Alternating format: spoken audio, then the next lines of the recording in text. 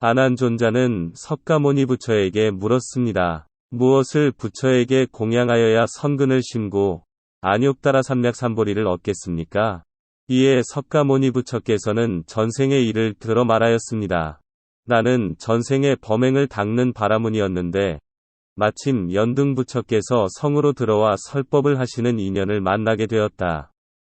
그때 수많은 대중들이 길로 나와 부처가 가는 길에 꽃을 뿌리고 귀한 천으로 바닥을 덮었는데 나 역시 7가지 꽃을 뿌리고 사슴모피를 깔았다. 그런데 사람들은 나를 크게 질타하며 사슴모피를 멀리 던져버렸다. 그렇지만 나는 당시에 연등 부처께서 나의 공양을 꼭 받아주실 것을 간절히 기도드렸었다. 연등 부처께서는 그 뜻을 아시고서 신통력으로 앞으로 갈 길에 진흙탕 길을 만들어 놓으셨다. 마침내 그곳에 이르자 사람들은 진흙탕을 모두 다투어 피하였다. 그때 나는 그 진흙탕에 사슴모피를 깔고 그 위 엎으려 머리를 풀어 헤쳐서 연등 부처의 발이 진흙탕에 묻지 않게 하고자 하였다. 그리고 발언하기를 나는 신명을 다해 연등 부처에게서 수기해 주심을 얻으리라. 만약 얻지 못한다면 이 진흙탕에서 일어나지 않을 것이다. 라고 하였다. 이에 연등 부처께서는 모두에게 말하였다. 모든 비구들은 특별한 길을 가야 하리라. 그대들은 내가 보여준 하나의 길만을 고집해서는 안 된다. 이 특별한 길은 미래부처의 몸이고 상투에 해당한다. 이 길을 부처밖에 그 어떤 사람도 밟는 자가 없으니라. 그리고 연등 부처께서는 다시 나에게 말하였다. 그대가 큰 마음을 일으키고 수행하기를 원하여야 구하는 바의 일이 명백해지리라. 만약 그 원하는 것을 만족하게 하고자 한다면 반드시 용맹정진하여야 하며 신명을 아껴서는 안 된다. 하물며 돈과 재물 등의 물건이겠는가?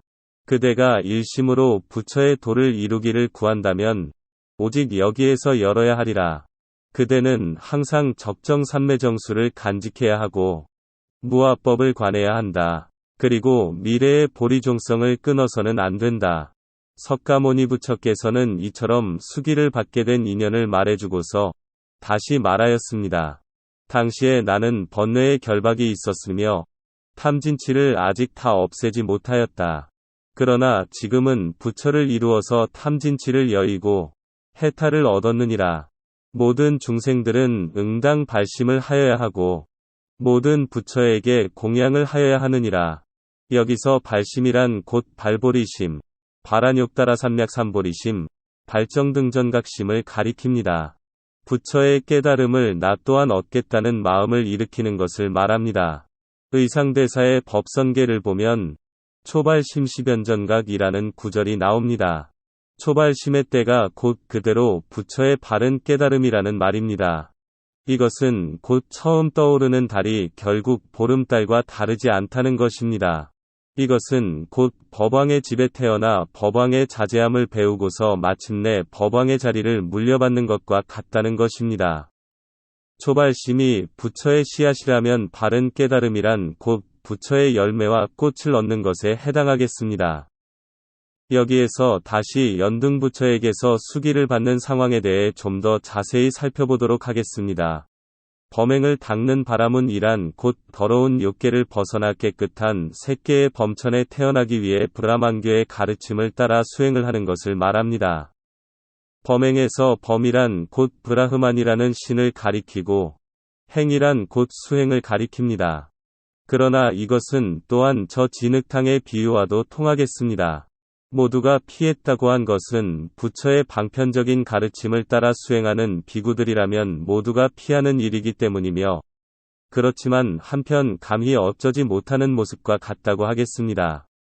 그러기에 모든 대중들이 그 자리를 피하여 물러난 것입니다. 여기에서 말하는 대중이란 곧 부처를 따르는 무수한 비구들과 제가불자들, 하늘의 사람들, 천용, 인간이 아닌 자들 등을 가리킵니다. 진흙탕 위에 사슴모피를 깔고 그 위에 다시 머리를 풀어 헤쳤다는 것은 성문연각이라는 이승의 다리를 방편적으로 만들어서 부처로 하여금 그 위를 지나가게 했다는 것입니다. 이는 곧 스스로 역시 아직 탐진치를 없애지 못했다는 것을 함축한다고도 하겠습니다. 그 전생에서 석가모니 부처는 운동자라고 불렸습니다. 여기서 동자란 어린 아이라는 뜻이 아니라 아직 상투를 틀지 않는 자를 일컫는다고 하겠습니다. 운이라고 한 것은 아직 구름 연기만을 일으키고 지혜의 불을 일으키지 못했기 때문이라고 하겠습니다. 당시에 연등 부처께서는 석가모니에게 말하였습니다. 그대는 항상 적정산매정수를 간직해야 하고 무아법을 관해야 한다. 그리고 미래의 보리종성을 끊어지게 해서는 안 된다. 적정산매정수란 곧 선정을 가리킵니다. 이승의 선정을 잘 닦아야 한다는 것입니다. 무아법이란 곧 인무아와 번무아가 공한 이치를 잘 살피라는 것입니다. 이것은 곧 부처의 지혜를 살피라는 말입니다. 그러나 만약 여기까지만을 닦는다면 그저 이승보살에 그치게 될 것입니다. 그러기에 다시 다음 구절을 말한 것입니다. 미래의 보리종성을 끊어지게 해서는 안 된다. 미래의 보리종성이란 반드시 대승의 길에 나아가야 비로소 부처의 깨달음에 이르게 된다는 것입니다. 여기서 보리종성은 곧 불성, 내지는 부처 종자를 가리킵니다. 발심을 해야 한다고 말한 것은 궁극적인 부처의 깨달음에 나아가겠다는 원력을 일으키는 것을 말합니다. 그러나 여기에서 말하는 원력에는 반드시 먼저 선행되어야 하는 깨달음이 있어야 합니다. 그것은 곧 무엇보다도 먼저 부처라는 씨앗을 얻어야 한다는 것입니다. 이 씨앗을 얻고 나서 비로소 진실로 발심이 있는 것입니다. 그리고 그때부터는 오직 그 씨앗을 뿌리고 가꾸고 꽃을 피우고 열매를 맺게 하는 과정을 밟아야 한다는 것입니다. 그러한 과정 전체를 단 두 마디로 표현하고 있습니다. 발심을 하고 모든 부처에게 공양을 올리라. 처음 발심을 일으키는 것을 초발심이라고 부릅니다. 무엇을 초발심이라고 할까요? 제법실상의 도리를 깨닫는 것을 말합니다. 일체의 모든 법이 허망하지 않으며 진실한 본질을 간직하고 있다는 것을 깨닫는 것을 말합니다.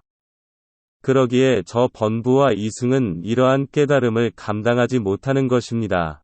부처께서는 가섭존자에게 말합니다. 비유하면 가짜 마니구슬과 유리구슬을 수미산만큼이나 쌓았더라도 그것은 참 마니보배, 유리보배 한 알에도 미치지 못하는 것처럼 가섭냐. 이와 같이 설령 일체의 성문이나 벽지불이라 할지라도 처음으로 보리심을 일으킨 보살 한 사람에게 미치지 못한다. 처음으로 보리심을 일으킨다는 것은 이 씨앗이 마침내 연꽃을 이룬다는 것을 분명하게 깨닫고서 반드시 연꽃을 이루겠다는 원력을 짓는 것을 말합니다. 이러한 도리를 깨닫고서 보리심을 일으키는 것을 초발심이라고 부르는 것입니다. 이 초발심을 초심으로 잘 간직한다면 마침내 구견각이라는 정각에 이르게 된다는 것입니다. 이것이 곧 법선계에서 말하는 초발심시변정각 윗뜻인 것입니다.